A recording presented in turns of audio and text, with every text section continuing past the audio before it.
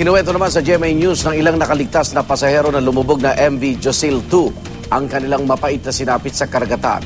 Darito ang report ni Emil Sumangil.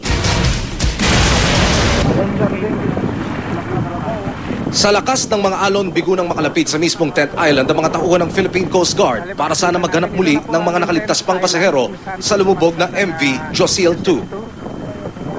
Pero sa dagat pa lang, sinalubong na sila ng lumulutang na bangkay ng tao na agad nirecover ng Coast Guard para kilalanin sa kanilang headquarters. Umabot na sa 8 ang tiyak na patay. Hindi kalayuan mula rito, may namataan namang lumulutang na patay na kalabaw na pinaniniwala ang isa sa higit 60 sakay ng lumubog na barko. Sa Northern Palawan Hospital, 6 na lang sa mahigit 50 nakaligtas ang nananatiling naka-confine. Dito ay kinuwento nila sa akin ang mapait na karanasang hindi raw mawawaglit sa kanilang isipan. Mga 9 o'clock yun, gabi. Tapos medyo namatay yung mag-ina. Yun na, nasadsada kami sa Bangura. Saka yung ang bato tumama na yun sa Josel. Kaya pumasok na lahat ang tubig.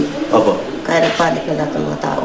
Nung tumalo na po kami, basta pag nung tumaas, kami na, palutang kami, panalangin. Pag bumaba kami, panalangin pa rin na makaligtas lang.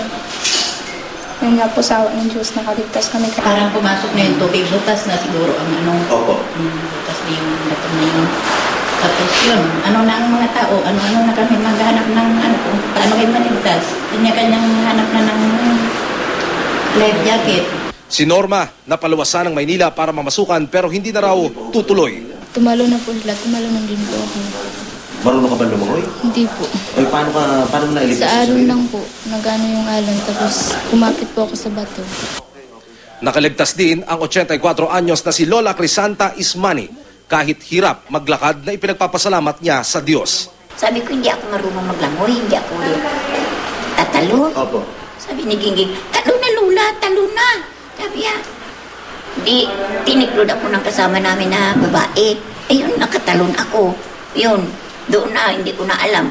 Sa isla kung saan siya pinadpad, nakita niya muli ang nawalay na apo. Pero ang 21 kalabaw na ibebenta sana nila sa Maynila, hindi naging mapalad tulad nila. Kung pwede lang mabayaran nila kami. Dahil yung mga hayop na yan, nakargada namin. May mga utang kami dyan na pinamili namin sa mga hayop na yan na ginakarga namin. Para sa Unang Balita, Emil Sumangil, reporting.